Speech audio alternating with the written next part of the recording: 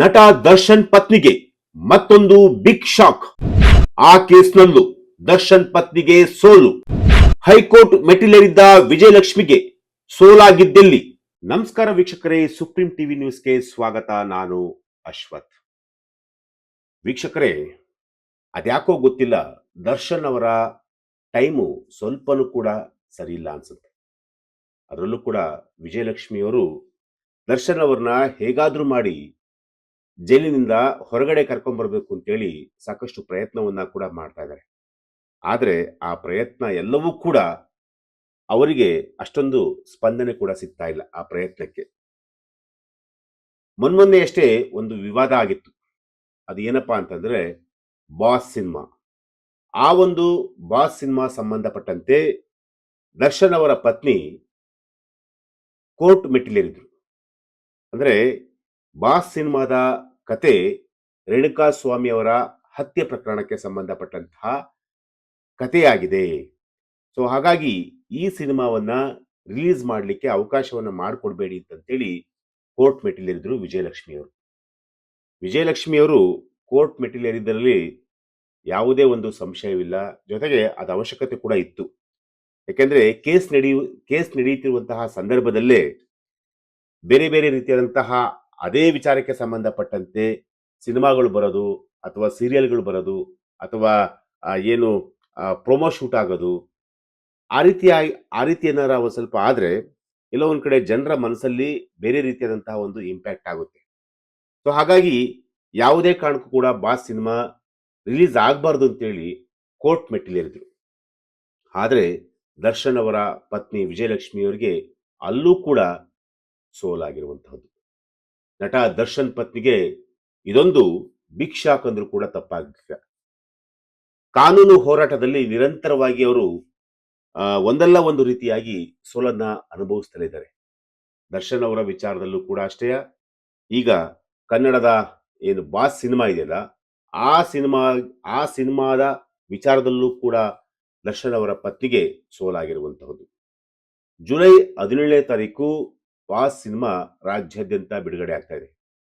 ಈ ರೀತಿಯಾಗಿ ಸಿನಿಮಾವನ್ನ ಬಿಡುಗಡೆ ಮಾಡ್ಲಿ ಅಂತೇಳಿ ಹೈಕೋರ್ಟ್ ಕೂಡ ಒಂದು ಮಹತ್ವದ ತೀರ್ಪನ್ನ ಈಗ ಕೊಟ್ಟಿರುವಂತಹದ್ದು. ಈ ತೀರ್ಪಿನಿಂದ ವಿಜಯಲಕ್ಷ್ಮಿ ದರ್ಶನ್ ಅವರಿಗೆ ಭಾರಿ ಹಿನ್ನಡೆ ಆಗಿರುವಂತಹದ್ದು. ಹಾಗಾದ್ರೆ ಕೋರ್ಟ್ನಲ್ಲಿ ಏನೆಲ್ಲ ವಿಚಾರಗಳು ನಡೆಯಿತು ಈ ಒಂದು ಸಿನಿಮಾಗೆ ಸಂಬಂಧಪಟ್ಟಂತೆ? ಸೆಷನ್ ಕೋರ್ಟ್ ಆದೇಶ ಪ್ರಶ್ನಿಸಿ ವಿಜಯಲಕ್ಷ್ಮಿ ಅವರು ಹೈಕೋರ್ಟ್ಗೆ ಅರ್ಜಿ ಸಲ್ಲಿಸಿದ್ರು. ಬಾಸ್ ಸಿನಿಮಾ ರೇಣುಕಾ ಸ್ವಾಮಿ ಕೊಲೆಯ ಕಥೆಯಂತೆ ಇದೆ. ಈ ಸಿನಿಮಾವನ್ನ ಯಾವುದೇ ಕಾರಣಕ್ಕೂ ಕೂಡ ರಿಲೀಸ್ ಮಾಡಲಿಕ್ಕೆ ಅವಕಾಶ ಮಾಡಿಕೊಡ್ಬಾರ್ದು ಅಂತ ಹೇಳಿ ವಿಜಯಲಕ್ಷ್ಮಿಯವರು ಒಂದು ಅರ್ಜಿಯನ್ನ ಸಲ್ಲಿಸಿದ್ರು. ನಿನ್ನೆ ಆ ಅರ್ಜಿಯನ್ನ ವಿಚಾರಣೆಗೆ ಕೈಗೆತ್ತಿಕೊಂಡಂತಹ ಹೈಕೋರ್ಟ್ನ ನ್ಯಾಯಮೂರ್ತಿ ಪ್ರದೀಪ್ ಸಿಂಗ್ ಯರೋರ್ ಪೀಠ ವಾದ ವಿವಾದವನ್ನ ಆಲಿಸಿ ಬಳಿಕ ವಿಜಯಲಕ್ಷ್ಮಿ ಅರ್ಜಿಯನ್ನ ವಜಾಗೊಳಿಸಿದೆ. ಕಾನೂನು ಬಾಹಿರ ದೋಷ ಇಲ್ಲ. ವಿಚಾರಣಾ ನ್ಯಾಯಾಲಯದ ಆದೇಶದಲ್ಲಿ ಯಾವುದೇ ಅಕ್ರಮ ಅಥವಾ ಕಾನೂನು ಬಾಹಿರ ದೋಷ ಕಂಡು ಬಂದಿಲ್ಲ ಅಂತೇಳಿ ಹೈಕೋರ್ಟ್ ಅಭಿಪ್ರಾಯಪಟ್ಟಿರುವಂತಹದ್ದು. ವಿಚಾರಣಾ ನ್ಯಾಯಾಲಯದ ಆದೇಶದಲ್ಲಿ ಹಸ್ತಕ್ಷೇಪ ಮಾಡಲು ಯಾವುದೇ ಕಾರಣವಿಲ್ಲ ಹೀಗಂತ ವಿಜಯಲಕ್ಷ್ಮಿ ದರ್ಶನ್ ಸಲ್ಲಿಸಿದ ಅರ್ಜಿಯನ್ನ ಹೈಕೋರ್ಟ್ ವಜಾಗೊಳಿಸಿರುವಂತಹದ್ದು. ಎಲ್ಲೊಂದ್ ಕಡೆ ನಿರೀಕ್ಷೆಯನ್ನ ಇಟ್ಕೊಂಡಿದ್ರು ವಿಜಯಲಕ್ಷ್ಮಿಯವರು. ಹೈಕೋರ್ಟ್ ಅಲ್ಲಾದ್ರೂ ಕೂಡ ನಮಗೆ ನ್ಯಾಯ ಸಿಗುತ್ತೆ, ಸೆಷನ್ ಕೋರ್ಟ್ ಅಲ್ಲಿ ನ್ಯಾಯ ಸಿಗಲಿಲ್ಲ, ಹೈಕೋರ್ಟ್ ಅಲ್ಲಾದ್ರೂ ಕೂಡ ನ್ಯಾಯ ಸಿಗುತ್ತೆ ಅಂತೇಳಿ, ಅಂದ್ರೆ ಸಿನಿಮಾಗೆ ಒಂದು ತಡೆ ಹಾಕುವಂತ ಒಂದು ಕೆಲಸವನ್ನ ಹೈಕೋರ್ಟ್ ಮಾಡುತ್ತೆ ಅಂತೇಳಿ ಎಲ್ಲ ಒಂದ್ ಕಡೆ ನಿರೀಕ್ಷೆನೆ ಇಟ್ಕೊಂಡಿದ್ರು. ಆದ್ರೆ ಆ ನಿರೀಕ್ಷೆ ಈಗ ಸುಳ್ಳಾಗಿರುವಂತಹದ್ದು.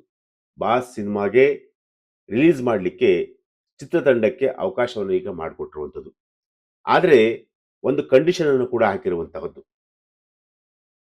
ಬಾಸ್ ಸಿನಿಮಾದ ಪ್ರೊಡಕ್ಷನ್ಗೂ ಕೂಡ ಎಚ್ಚರಿಕೆ ಸಂದೇಶವನ್ನ ಹೈಕೋರ್ಟ್ ಕೊಟ್ಟಿರುವಂಥದ್ದು. ಅದೇನಪ್ಪಾ ಅಂತಂದ್ರೆ, ಬಾಸ್ ಸಿನಿಮಾದ ಪ್ರೊಡಕ್ಷನ್ ಕಂಪನಿಗೂ ಹೈಕೋರ್ಟ್ ಎಚ್ಚರಿಕೆ ನೀಡಿದೆ.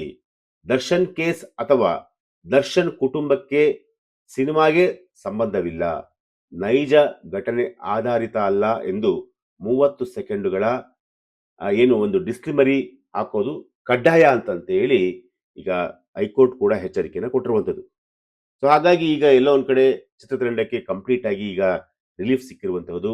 ಇದೇ ತಿಂಗಳು ಅಂದ್ರೆ 17ನೇ ತಾರೀಕು, ಜುಲೈ 17ನೇ ತಾರೀಕು ಸಿನಿಮಾ ರಾಜ್ಯಾದ್ಯಂತ ಬಿಡುಗಡೆ ಆಗ್ತಿರುವಂತಹದ್ದು. ಜೊತೆಗೆ ಏನಪ್ಪಾ ಇದು ವಿವಾದ ಅನ್ನೋದನ್ನ ನೋಡಿದ್ರೆ, ವಿ ಲವ ನಿರ್ದೇಶನದ ಬಾಸ್ ಸಿನಿಮಾದ ಟೀಸರ್ ಬಿಡುಗಡೆ ಆದಾಗಿಂದಲೂ ಕೂಡ ದರ್ಶನ್ ಪ್ರಕರಣದ ಕಥಾ ಹಂದರವನ್ನ ಹೋಲುತ್ತದೆ ಎಂಬ ವಿವಾದ ಕೂಡ ಸೃಷ್ಟಿಯಾಗಿತ್ತು.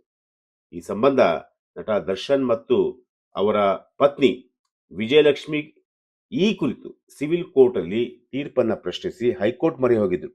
ಅರ್ಜಿಯನ್ನ ಪರಿಶೀಲಿಸಿದ ನ್ಯಾಯಾಲಯವು ಸಿನಿಮಾಗೂ ನೈಜ ಪ್ರಕರಣಕ್ಕೂ ಹೋಲಿಕೆಗಳಿಲ್ಲ ಹೀಗಂತ ಸ್ಪಷ್ಟಪಡಿಸಿ ದರ್ಶನ್ ಅವರ ಮನವಿಯನ್ನ ಈಗ ತಿರಸ್ಕಾರ ಮಾಡಿರುವಂತಹದ್ದು. ಇಲ್ಲಿ ಈಗ ಏನು ಯಾವಾಗ ಹೈಕೋರ್ಟ್ ಗ್ರೀನ್ ಸಿಗ್ನಲ್ ಕೊಡ್ತಾ ಬಾಸ್ ಸಿನಿಮಾದ ತಂಡ ಫುಲ್ ಖುಷಿಯಾಗಿರುವಂತಹದ್ದು. ನಾಯಕ ನಟ ಮತ್ತು ನಿರ್ಮಾಪಕರಾದ ತನುಷ್ ಶಿವಣ್ಣ ಮತ್ತು ನಿರ್ದೇಶಕರಾದ ಲವ ವಿ ಸಂತೋಷ ಸಿಕ್ಕಾಪಟ್ಟೆ ಹರ್ಷವನ್ನ ವ್ಯಕ್ತಪಡಿಸಿದ್ದಾರೆ. ನಮ್ಮ ಸಿನಿಮಾ ಹಿಂದೆ ಜುಲೈ 17ರಂದು ಬಿಡುಗಡೆ ಆಗಲಿದೆ ಅಂತಂತೇಳಿ ಅವರು ಕೂಡ ಈಗ ಸಂತಸವನ್ನು ವ್ಯಕ್ತಪಡಿಸಿದ್ದಾರೆ ತಮ್ಮ ಸಿನಿಮಾ ಬಗ್ಗೆ.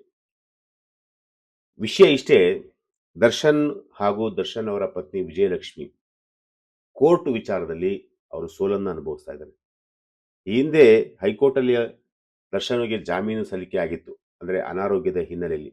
ಆ ಬೇಲ್ ಕ್ಯಾನ್ಸಲ್ ಆದ ಮೇಲೆ ಸುಪ್ರೀಂ ಕೋರ್ಟ್ ಯಾವಾಗ ಬೇಲ್ ಕ್ಯಾನ್ಸಲ್ ಮಾಡ್ತಲ್ಲ, ಅಲ್ಲಿಂದ ಇಲ್ಲಿವರೆಗೂ ಕೂಡ ದರ್ಶನ್ ಅವರಿಗೆ ಸಾಕಷ್ಟು ತೊಂದರೆ ಕೂಡ ಆಗ್ತಿರುವಂತಹದ್ದು.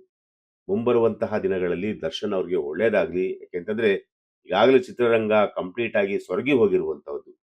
ದರ್ಶನ್ ಅವರು ಬಂದ್ರೆ ಎಲ್ಲೋ ಒಂದ್ ಕಡೆ ಪ್ಲಸ್ ಆಗುತ್ತೆ, ಅಂದ್ರೆ ಚಿತ್ರರಂಗಕ್ಕೆ ಪ್ಲಸ್ ಆಗುತ್ತೆ. ಅದು ಯಾವ ರೀತಿ ಅಂತಂತಂದ್ರೆ ಆ ದರ್ಶನ್ ಅವರ ಸಿನಿಮಾಗಳನ್ನ ನೋಡುವಂತಹ ಅಭಿಮಾನಿಗಳ ವರ್ಗ ತುಂಬಾ ತುಂಬಾ ಜನ ಇದ್ದಾರೆ ಕರ್ನಾಟಕದಲ್ಲಿ.